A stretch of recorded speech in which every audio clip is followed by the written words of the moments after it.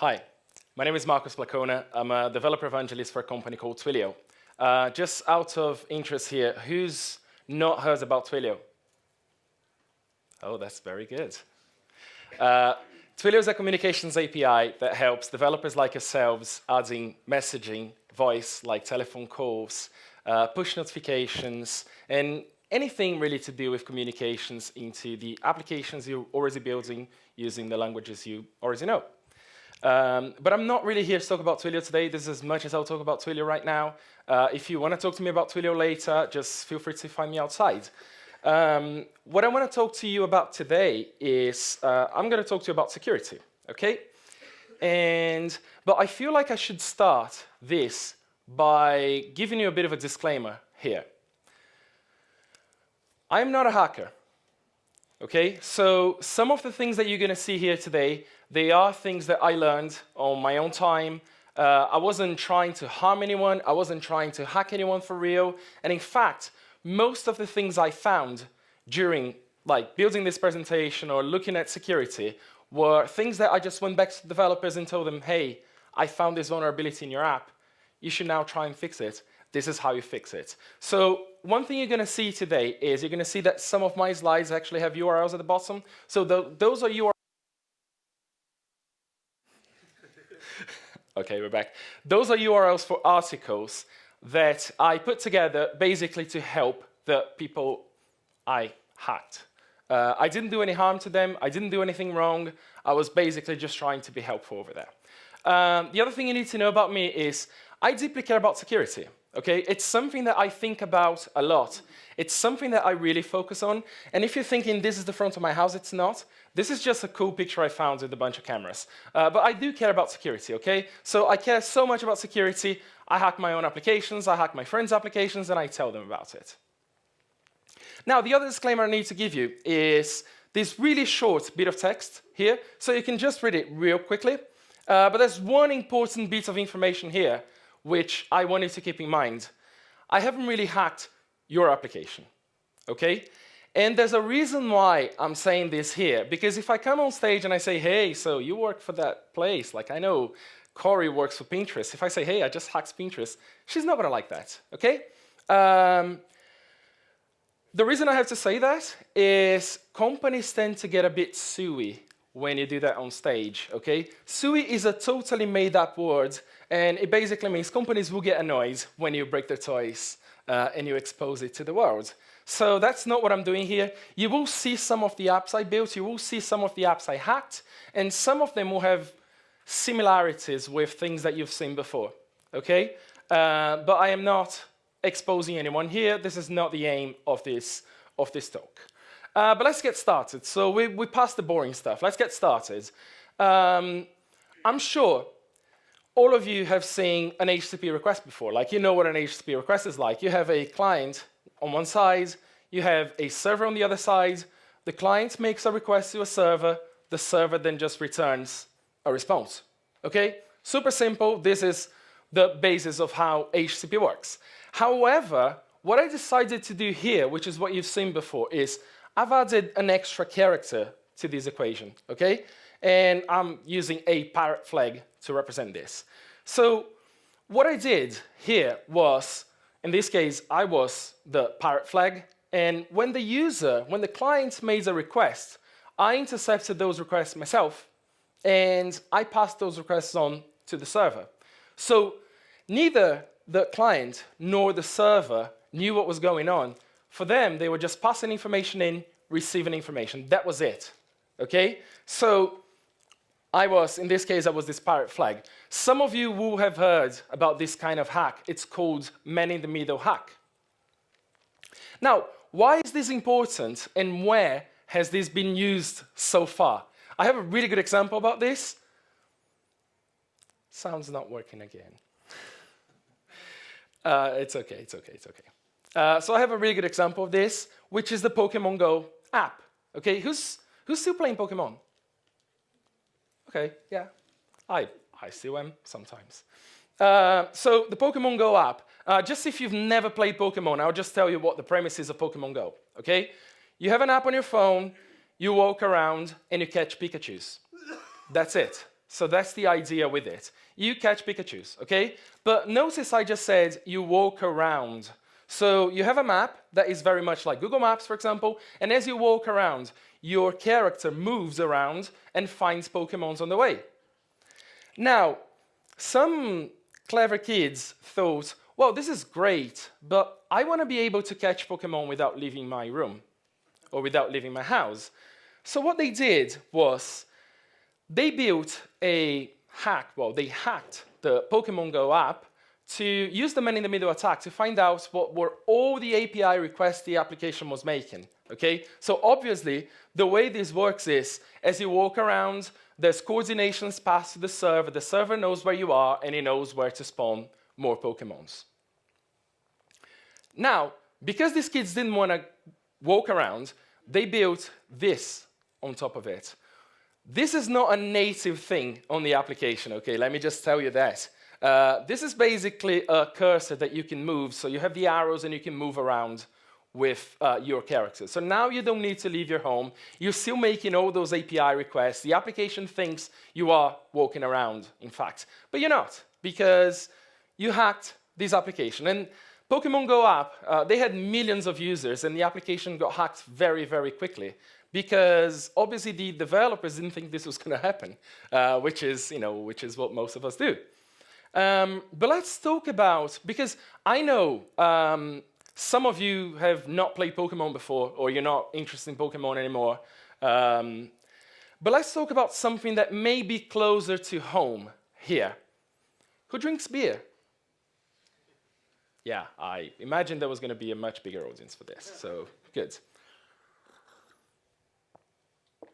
Let me introduce you to Kuba Gretzky. Kuba Gretzky is a Polish developer who hacked an application in order to get free beer. So this is a much different motivation right here, right? So we were talking about Pikachus, now we're talking about beer. That's a much bigger motivation, at least for me. Before I go on and I tell you how he hacks this application, I'd just like to point something out here. Is anyone Polish here? Okay, do you dress like this when you hack? And yeah, it's funny because like if you can't read it from the back, it says, "A strangely dressed man drinks beer." So I don't know any Polish people who drink beer and like this and dress like this. But anyway, this is what they could come up with. So it's fine. But let's talk about how Kuba Gretzky managed to hack this app. He hacked this app through loyalty.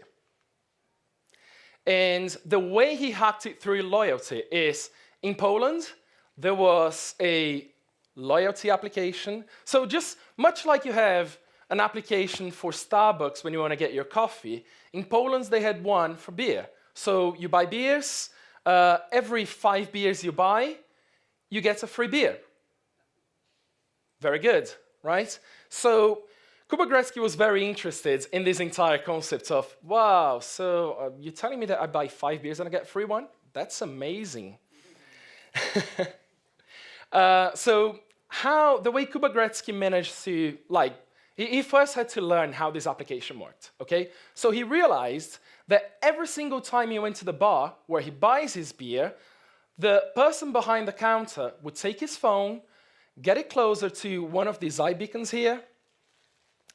The iBeacon would then magically send something to his phone, then his phone would make an HTTP request to a server to say, he just bought a new beer. So think about it like, you buy a beer, you get like a token for that beer, and every 5 of them, you get a free beer. Kuba Gretzky, being smart the way he is, he was like, well, I think I can kind of get in the middle of this process here, and I can put an HTTP proxy. So what if Kuba Gretzky could go and change the way the application works to make requests to the server without having to buy beers? He came up with something like this. He basically ended up with something that looked, well, this is the actual request. So as you can see, there's an authentication token on the top. This is not encrypted in any way. There's some information about the beacon here. So there's a major, minor version. There's a UUID. So if you wanted to clone this iBeacon, he had all the information here. If you worked with iBeacons, you will know that this is all it takes. He also found that there was more information about promoted products. So you could get other stuff as well, burgers and soft drinks, but obviously he was interested in beer, okay? Sure enough, he realized that if he made a request that was very similar to this one, he would get a free beer every single time. Every single request, he would make 5 requests and he would get a free beer. And he kept on getting free beers and he kept on getting free beers. And in fact, it's unknown how much beer he got access to. Okay, so here's Kuba Gretzky again, wearing his Polish costume and drinking beer. Now, the interesting thing about this is he did this for a while. Like he was actually getting free beers for a while until August last year when he posted something on his blog. And Kuba Gretzky used to be very, like his cadence of posting was very, like, he would post very often, like once a month or so. It took him 9 months to post again, okay? I don't know Kuba Gretzky personally, but I know that he kind of disappeared for these like 8-9 months and no one heard about him. But I want to talk about, let's move away from beer right now, because I want to talk about something else. I want to talk about what could have been done to stop this. Like, what could the developers have done to stop this? One of the things they could have done is they could have encrypted all the values. Like, this is a really simple thing. Like, you saw a bunch of like plain text on the screen, and he could have just like encrypted all this, okay? Like they could have just encrypted all this. If you look at encrypting, I just realized there's something wrong with this. Just give me 1 second. This is not part of the presentation, okay? So the story here is my computer, when they plugged in, my computer sort of restarted and it went out basically everything.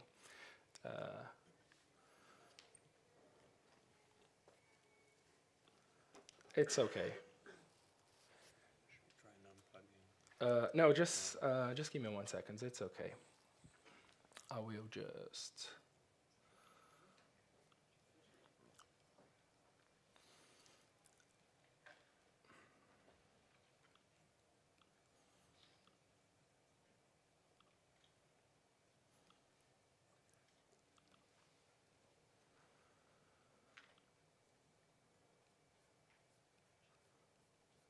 Okay, we're nearly there.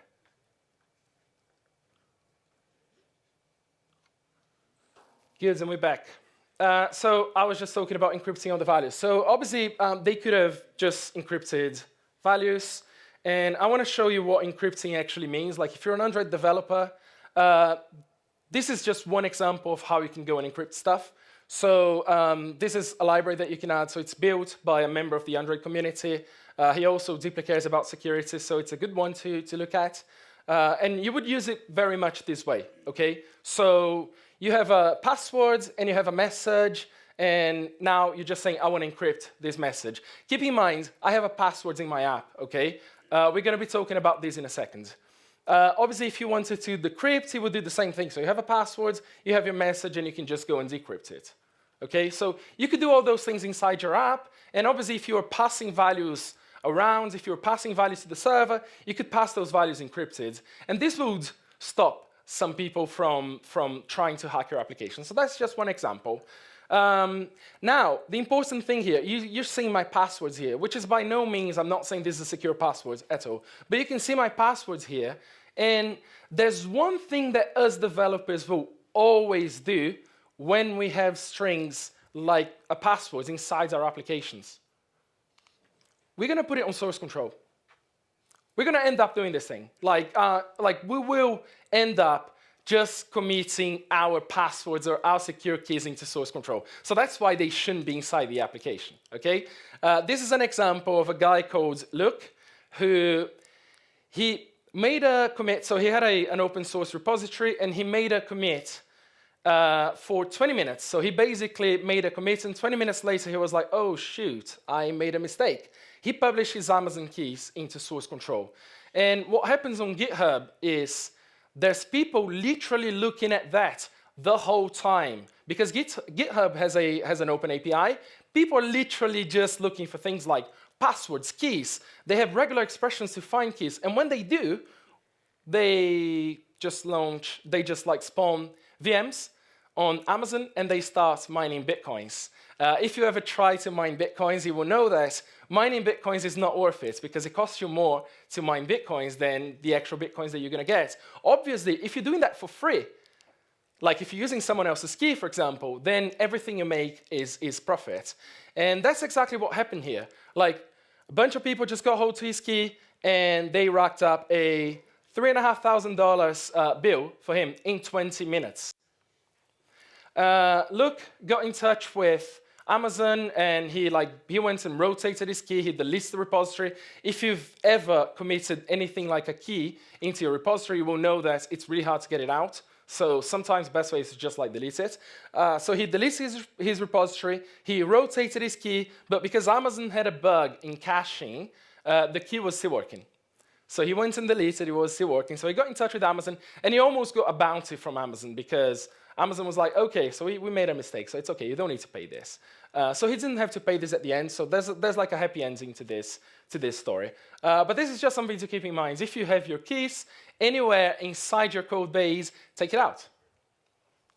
Now, what other things they could have done? So obviously, the other one is utilizing security features when they exist, okay? Just really make an effort to understand the kind of technology that you're using and try and utilize the security features on that technology. As an example, it turns out iBeacons can actually be secured. Obviously, the iBeacons that were in use for this, they weren't secured, but iBeacons can actually be secured. Okay, so there are ways you can do that.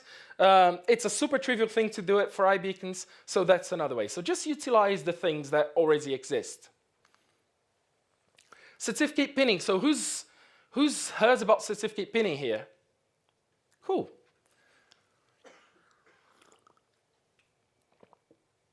If you've not heard about certificate pinning, the process of pinning a certificate is you are now telling your application and you're telling your host that they can only talk to each other.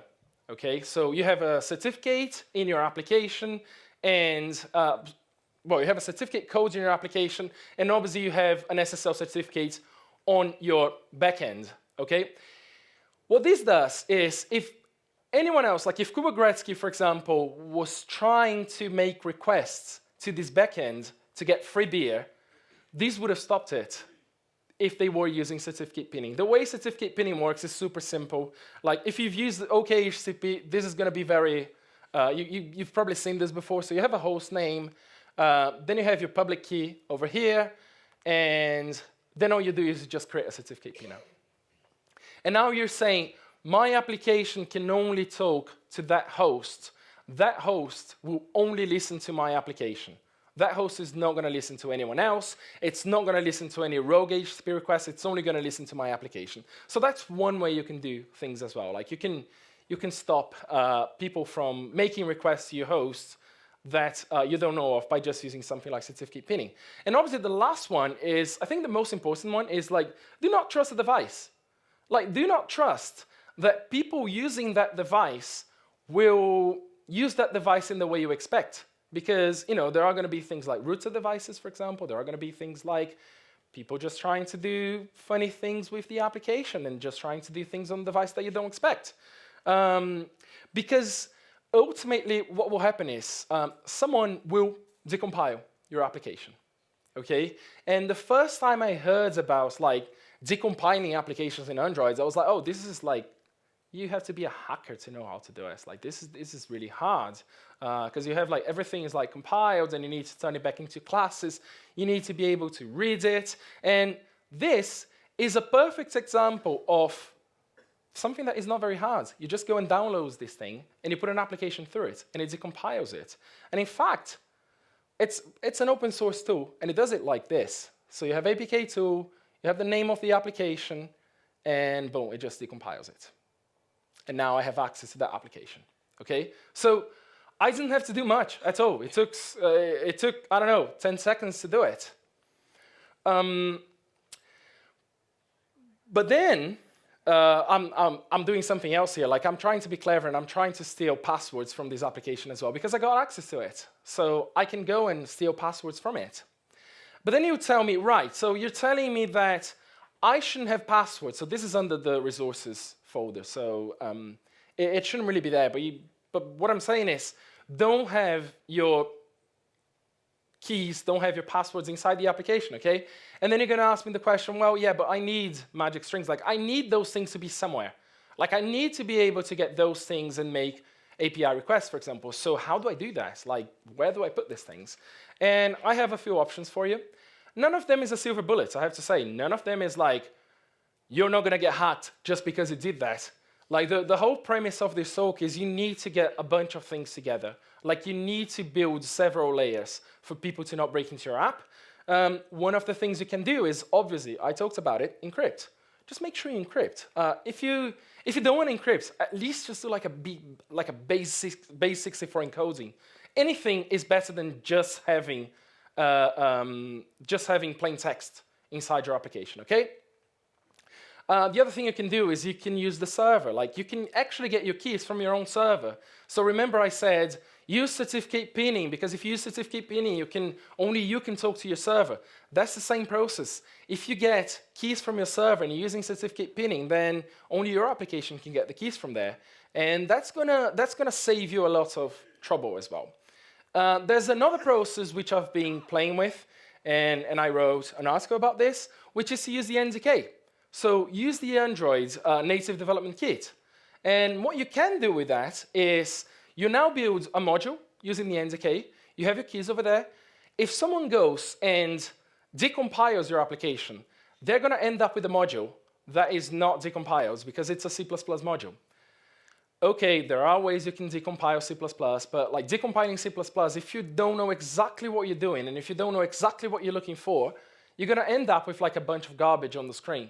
Like this, it's really hard for you to know what to get unless you know exactly what you're looking for. And I know some people do some hex editing, for example. You can try and do hex editing, but it's not as trivial as just decompiling an application. So that's something I've been recommending to some people.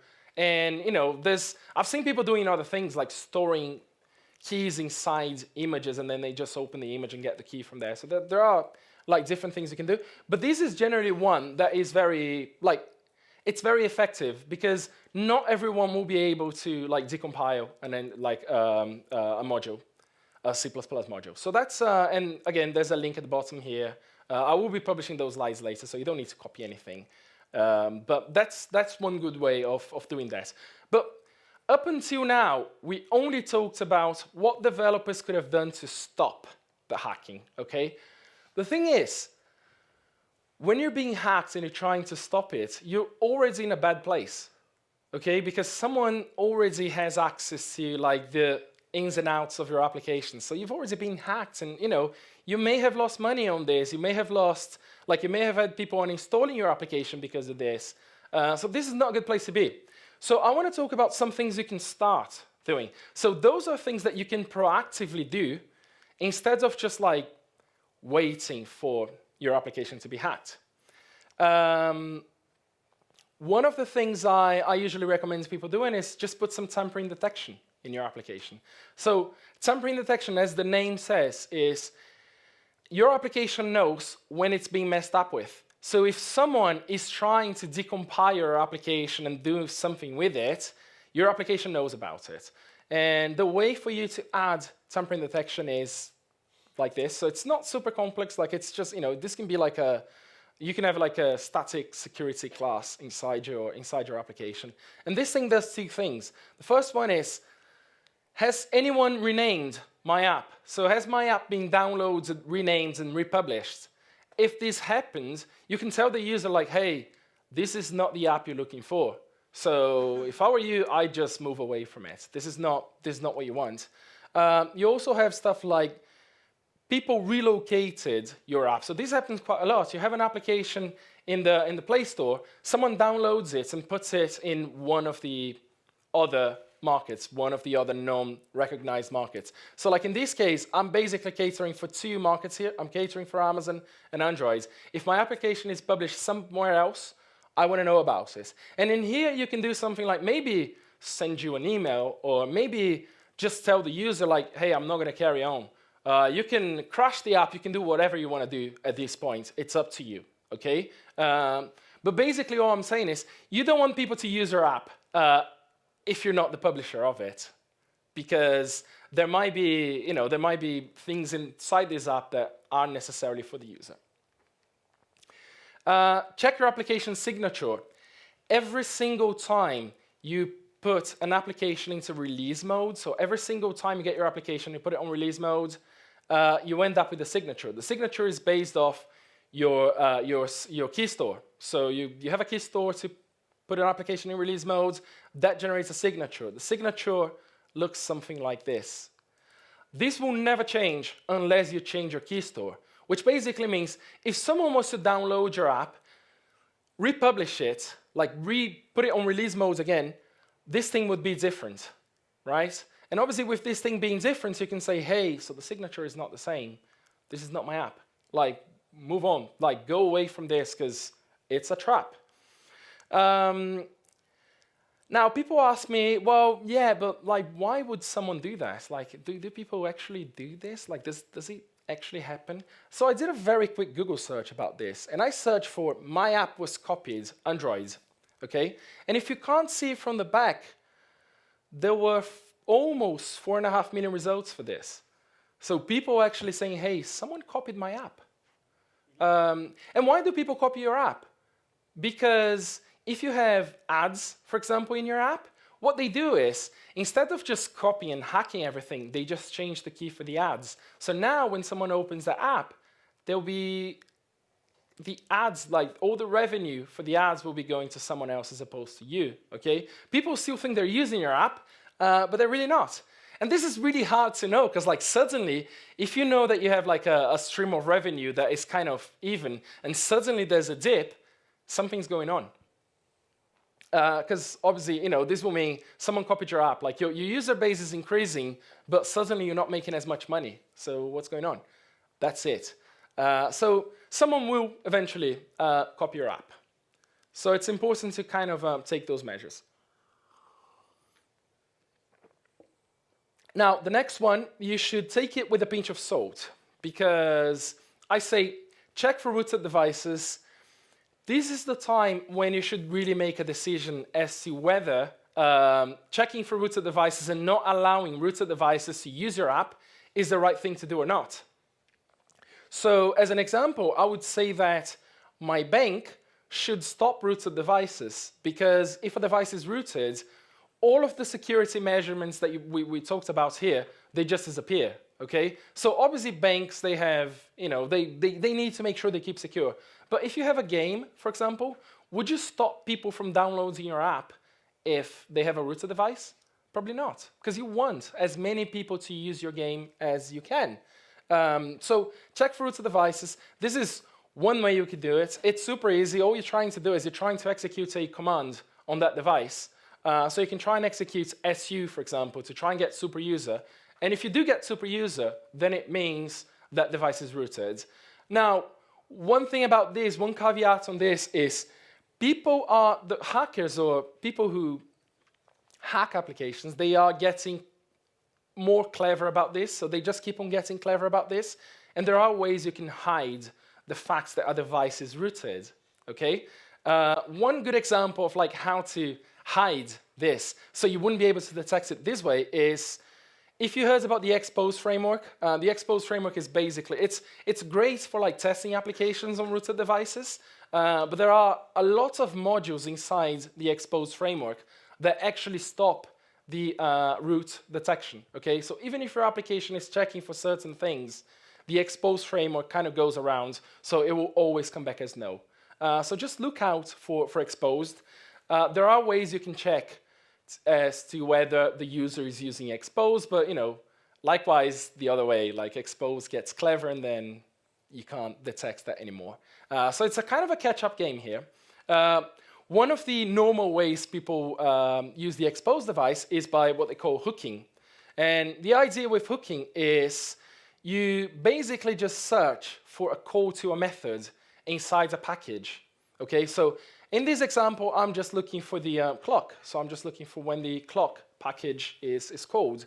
And whenever that's called, I'm just adding something to the clock. Okay, this could be something else. This could be like, well, whenever the application is called, I want to do something nasty. I want to make a request to a server that will download some malware, for example. These things happen, okay? So hooking is something that is worth keeping in mind. I think protecting against the expose framework is important in this case. But then again, just keep in mind that you want to have as many users in your app as you can. So don't take this as I'm telling you to not accept any rooted devices, because some people root their devices for real reasons. Check for emulator. So I've built a bunch of Android applications in the past, and there's not been a single time where I thought, I want my application, my APK in release mode to be runnable on an emulator. Usually you run that during the build. Usually you run that during debug. You don't want your release mode application to run on an emulator. And guess what? Most people who hack applications, they hack on the emulator because it's much easier. You have access to your keyboard, you have access to your laptop, so you can do other things that maybe would be harder to do on a device. So checking for emulator is as easy as just doing that. So you're just checking the build fingerprint. And in this case, we're checking for the Android emulator, so we're checking for generic. You are going to want to check for different emulators as well. Like you're going to want to check for Genymotion, and you're going to want to check for different things. But this is one way you can check that. And then again, if it starts with generic, so if the fingerprint is generic, so if people are trying to run your application in release mode on the emulator, you can just say no. Like, crash the application, give them a nasty message and say, like, get out. Check if the application is debuggable.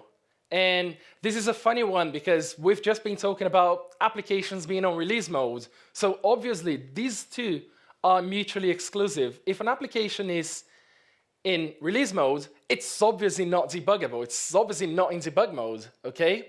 But as it turns out, so I'll just show you how to check for this. Check if the application is debuggable. Because as it turns out, changing any applications to debug mode is super easy. And I'll show you how to do it. So I have this application, which is the one I decompiled before. I basically open the manifest and I go, Android debuggable true. That turns your release modes application into debuggable. So now, all the things that you may be trying to hide, or all the traces, or anything that you may have on your application, they're just visible. Like, people will be running their application now and seeing everything that maybe they shouldn't see.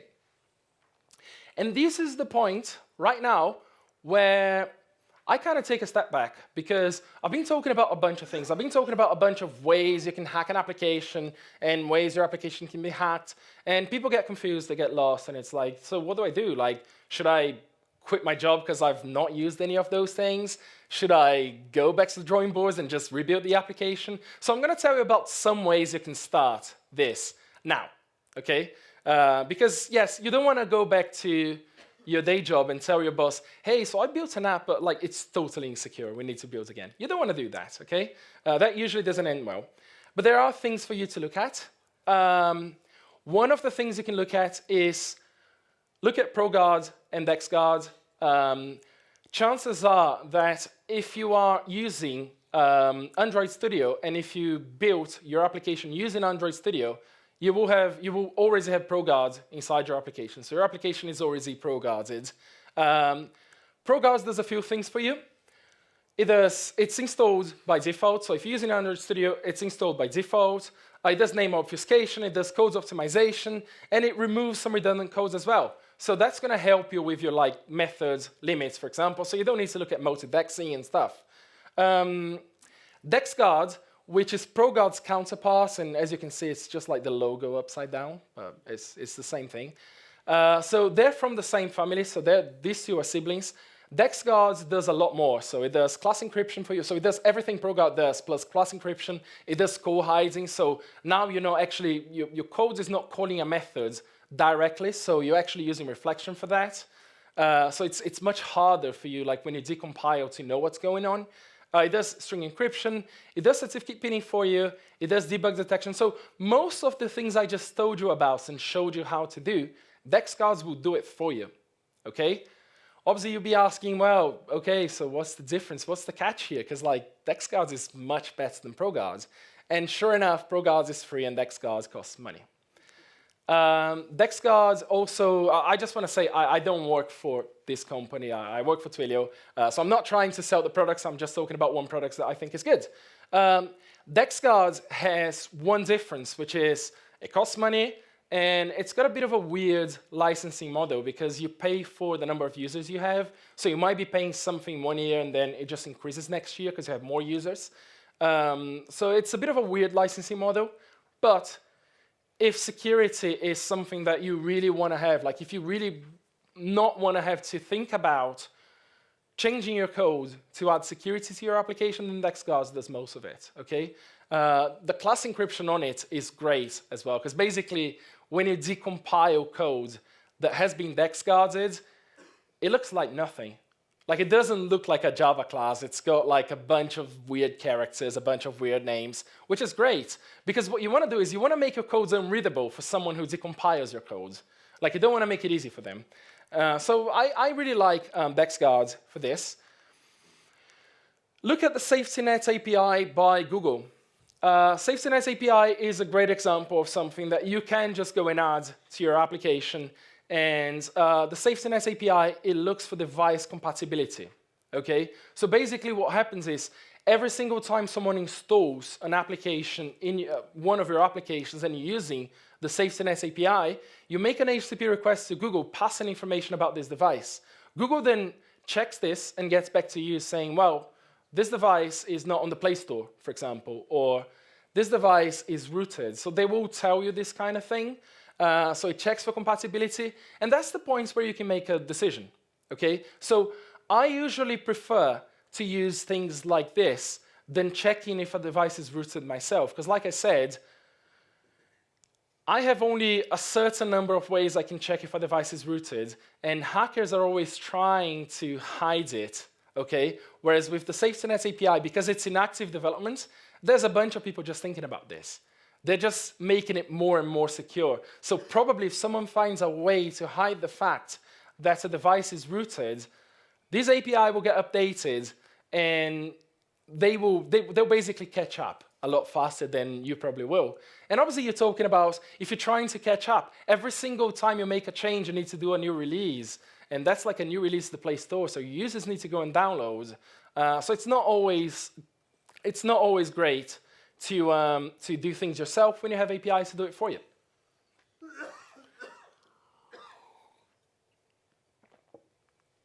Now, you have another option as well, which, again, you can use all these things together, okay? So you don't need to use only one of them. You can actually use all those things together. Network security configuration is a good one as well. So this is one I really like. Network security configuration. It does certificate pinning for you. Okay, so instead of having to do the certificate pinning yourself on OKHTTP, network security configuration helps you out doing certificate pinning. It also does debug overrides, which basically means if someone changes your application to be in debug mode, this thing just reverts it back. There's one caveat about using this. It's only Android N, so this is API 24. So you can only use network security configuration if you're building for API 24 and above. But the good news is another community member, Mark Murphy, he backported this API to this library to API 17. So this is like Android 4.2. So if you're building anything that is 4.2 and above, you can use this backport. Obviously, just keep in mind that this is just a backport. This is not really officially supported by Google. It's probably not going to get all the changes as fast as the Google version will. But still, it's something that you can use, and it's something that will make your life easier. Because basically, You're not just like adding all these things into your code and you just have no explanation to why you're adding those things. Now, I kind of wanna close this by this is a picture I really like, which basically things aren't always what they look like. Okay, this is a perfect example. Like, I bet you're not gonna end up at Hannah Montana's concerts if you go on this shuttle. So things aren't always what they look like, and it's important to keep this in mind, because sometimes it's very easy to just think, yeah, no, it's all good, it's all fine, no one's gonna hack my application, it's a really low-key application, but people will. If there's any way they can make any profit, if there's any way they can get anything away from you, people will just do it. And they will just do it because you're thinking they won't. And also, this is another one I like, which is when it comes to safety, you need to make sure you protect yourself. Okay? Safety is a paramount, and if you are building applications, it's your job to think about safety. It's not somebody else's job. If you're a developer, it's your job to think about safety. Much like it's your job to protect your passwords, for example, it's your job to think about this. With that, I've been Marcus Placona. There's a bunch of information about me here. My GitHub account, most of the code you saw here is on my GitHub account. And I also run androidsecurity.info, which is where most of these codes and most of these articles are being published to. Thank you very much.